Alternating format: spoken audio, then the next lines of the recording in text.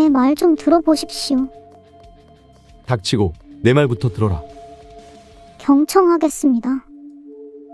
유사한 혓바닥을 함부로 놀린 죄는 받아야겠지. 저는 진실만을 말했을 뿐입니다. 죽는 것이 진실이냐? 네 년의 말은 처음부터 틀렸어. 그럼 무엇이 진실입니까? 진실은 이미 존재하고 있지. 사람들은 이미 그것을 지니고 있어. 혹 진실이 불성을 일컫는 것입니까? 그렇다. 그렇다면 스님은 완전 틀렸습니다. 불성이야말로 거짓이며 추악한 오물일 뿐입니다. 불성은 인간이 지닌 최고의 잠재력이다. 너 따위가 함부로 말할 바가 못 되지. 불성은 진짜 존재가 내린 썩은 동아줄이요. 헐리기 직전의 난간입니다. 진짜 존재가 뭐지? 신을 말하는 것인가? 진짜 존재는 진화의 마지막 종착역입니다. 무슨 소리야? 인간이 진화를 거듭하여 수천억 겁의 세월이 지나면 어떻게 될까요? 생각해 본 적 없다. 더 이상 진화할 수 없는 포화 상태가 되는데 그것이 진짜 존재입니다. 혹 네 말이 사실이어도 아득히 먼 미래일 뿐이다. 사쿠라의 입술이 경련을 일으키기 시작했다. 진짜 존재는 이미 수천억 년 전에 나타났습니다. 닥치거라. 네 말은 증거도 없는 망상일 뿐이야. 스님께서는 대우각성을 하셨나요? 그렇다. 그럼 사람들의 전생을 보셨겠군요. 아닙니까? 맞다. 나는 사람들의 전생을 보았다. 사람들의 전생에는 공통점이 있습니다. 알고 있습니까? 요점을 말해라. 그들의 전생을 거슬러 가보십시오. 거슬러 가라고? 그렇습니다. 수천, 수만 번의 전생을 마지막까지 가보십시오. 알겠다. 기원의 시선이 주위를 둘러싼 스님 중 하나를 향했다. 스님의 전생을 거스르고 거슬러 올라갔다. 얼마나 지났을까? 유인원을 지나 공룡이 보였고 한참을 더 가자 삼엽충과 갑주어가 나타났다. 기원은 멈추지 않고 계속 올라갔다. 박테리아가 보였다. 그 상태에서 다시 수천 번을 올라갔다. 아득히 멀리서 흰 빛이 보였다. 강렬한 그 빛은 무척 거대했고 동시에 따스했다. 이것은? 기원이 마침내 마지막에 도착했고 그곳엔 빛이 있었다. 기원이 빛을 바라보자 빛도 기원을 바라보았다. 사쿠라의 몸이 격렬하게 떨렸다. 묻겠습니다. 당신이 본 것은 빛입니다. 맞습니까? 그렇다. 내가 본 것은 빛이다. 그 빛이 진짜 존재입니다. 더 확인해 봐야겠다. 기원은 김중호를 바라보았다. 그리곤 잠시 후 다른 스님들까지 일일이 쳐다보았다. 어떻습니까? 네 말이 맞았다. 모두의 마지막은 빛이더군. 사쿠라가 손뼉을 쳤다. 이제 인정하시는군요. 네 말대로 그 빛이 진짜 존재고 마지막 진화 단계라고 가정하자. 가정이 아니라 사실입니다. 어쨌든 네 말이 맞다면 어째서 그들은 다시 퇴보된 거지? 퇴보가 아닙니다. 그들은 스스로 택한 것입니다. 왜지? 최종 진화한 그들을 맞이한 건 끔찍한 무료였습니다. 무려? 그들에겐 공기와 물이 필요 없었습니다. 가족도 없고 자식도 당연히 없었고요. 그럼 번식은 어떻게 하지? 그들은 더 이상 사망하지 않았습니다. 불사의 몸이 되자 그들의 가치관은 급격히 바뀌었죠. 어떻게? 신체도 사라졌고 욕구도 사라졌습니다. 오로지 사념체만 남은 그들입니다. 무섭군. 그들은 영혼이라는 지루한 시간을 두고 여운거리를 만들어냅니다. 설마 그렇습니다. 그들은 내기를 했습니다. 진 존재는 벌칙을 받았죠. 벌칙이 우리란 말이냐? 정답입니다. 벌칙은 100만 번의 윤회죠. 기원의 머리가 순간 충격에 빠졌다. 사쿠라의 입이 쉴 새 없이 열렸다. 이제 아시겠습니까? 벌칙이 윤회 100만 번이면 너무 가혹한 것 아닌가? 상대적인 겁니다. 영혼에 빗대면 찰나일 뿐이죠. 그렇구나. 이제 네 목적을 이해했다. 그들은 한 가지 조건을 걸었죠. 그것은 아마도 자살일 테지? 사쿠라가 고개를 끄덕였다. 맞습니다. 스스로 목숨을 끊으면 윤회에서 벗어날 수 있죠. 달콤한 말이군. 요약컨대 자살하면 진짜 존재가 된다 이 말이지? 그렇습니다. 무척 이해가 빠르시군요. 그리고 우리가 여태껏 속았다 이 말이지? 그렇습니다. 닥쳐라. 네 말은 빛 좋은 개살구일 뿐이야. 네 말은 한 가지 가정에서 출발하지. 그 빛이 진짜 존재라는 가정 말이야. 만약 네 말이 틀렸다면 어쩔 거지? 그 빛이 아무것도 아니라면 어쩔 거냐고. 난 이년보다 석가모니와 성철스님을 더 믿는다. 사쿠라의 표정이 살벌하게 변했다. 고타마 시타르타는 겁쟁이일 뿐입니다. 함부로 말하지 마라. 한 가지 알려줄까요? 당신은 대우각성한 것이 아닙니다. 대우각성은 고금을 통틀어 단 2번 일어났을 뿐입니다. 뭐라고? 고타마 시타르타와 성철, 이 두 사람만이 진정한 대우각성을 이루었죠. 계속 말해봐. 이유는 간단합니다. 진정한 대우각성을 이루면 바로 그것이 되거든요.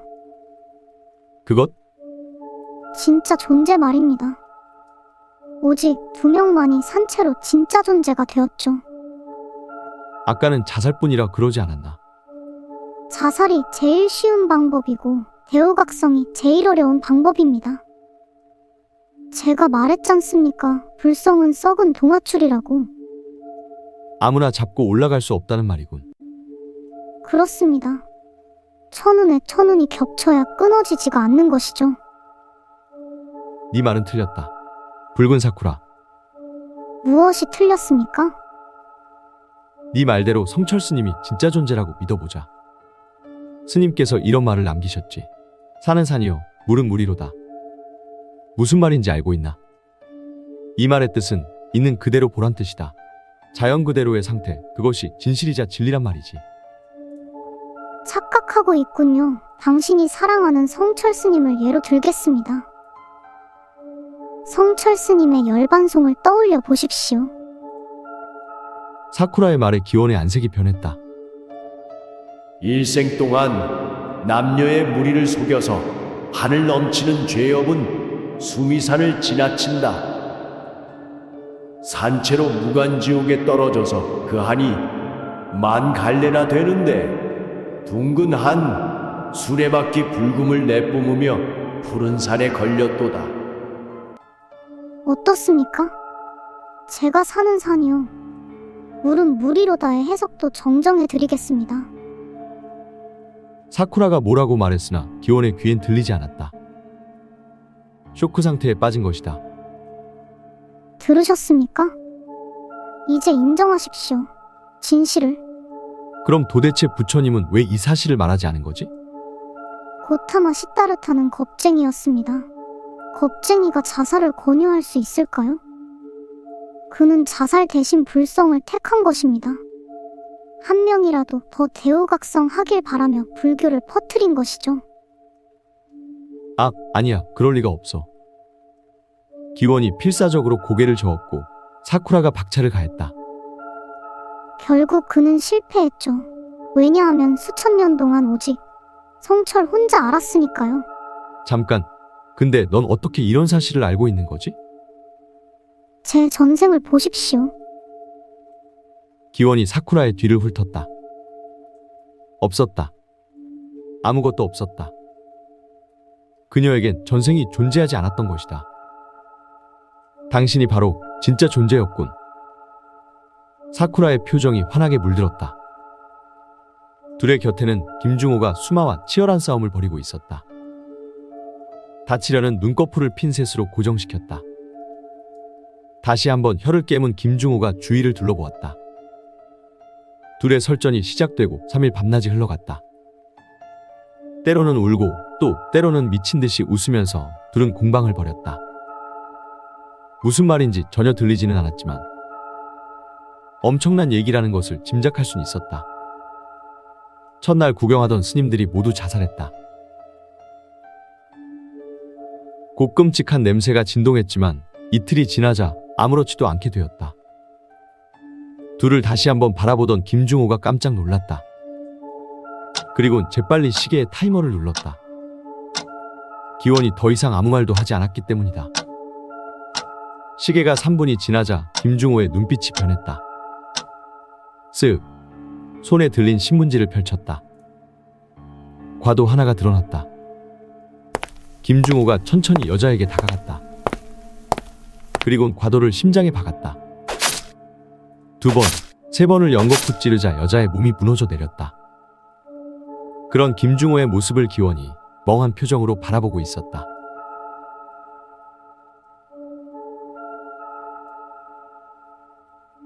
(1년) 뒤 강남경찰서로 한 통의 팩스가 도착했다. 팩스를 확인한 조한일 경사는 전화를 든 채 망설이기 시작했다. 어쩌지 꼭 말하라 그랬는데. 잠시 생각하던 조 경사는 팩스를 영민의 책상 위에 올려두었다. 오랜만에 휴가인데 방해하면 안 되지. 별로 중요한 것도 아닌데 말이야. 다시 한번 팩스를 힐끔 바라보았다. 오래전 붉은 사쿠라의 뒤를 따르던 창백한 꼬마가 떠올랐다. 성명 송영주, 나이 24세, 생년월일 1999년 7월, 신원 실종. 그 시각 김영민 경감은 가족과 함께 영국에 있었다. 2022년 영국 월드컵, 전 세계의 축제인 월드컵을 보러 영민이 온 것은 3일 전이었다. 우연히 결승전 티켓을 얻게 되자 뒤도 안 돌아보고 비행기에 올라탄 그였다.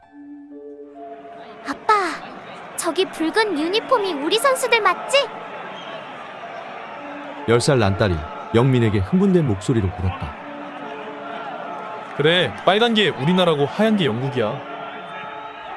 와, 재밌겠다. 재밌겠다. 딸의 모습을 영민과 아내는 흐뭇하게 바라보았다.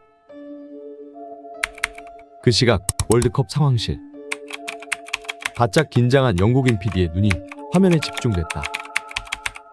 단 하나의 실수도 용납되지 않았다. 지금 화면은 위성을 통해 전 세계로 생중계되는 그야말로 중요한 화면이었던 것이다. 그의 얼굴에 탐욕의 빛이 넘실거렸다. 현장에 있는 카메라가 실시간으로 화면을 전송해주고 있었다. 그때였다.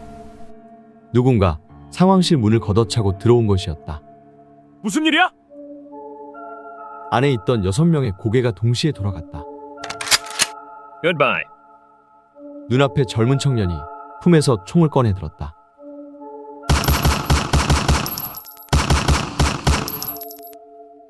순식간에 총성이 울리고 그들이 모두 쓰러졌다. 청년이 품에서 무언가를 꺼냈다. 케이스를 열고 테이프를 꺼냈다. 그리곤 화면 출력기에 꽂아 넣었다.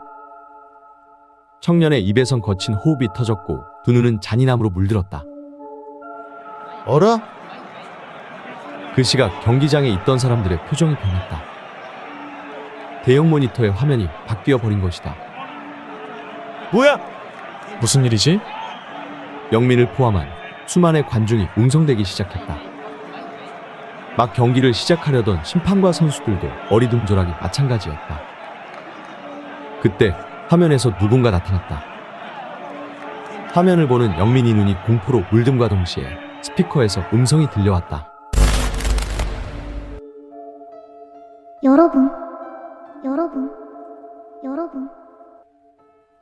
한국어, 영어, 중국어가 차례차례 번역되어 울려 펴졌다. 사람들의 시선이 일제히 모니터에 집중됐다. 제 말 좀 들어보십시오. 제 말 좀 들어보십시오. 제 말 좀 들어보십시오. 제 말 좀 들어보십시오. 제 말 좀 들어보십시오. 제 말 좀 들어보십시오. 1999년 7월 하늘에서 공포의 대왕이 내려온다.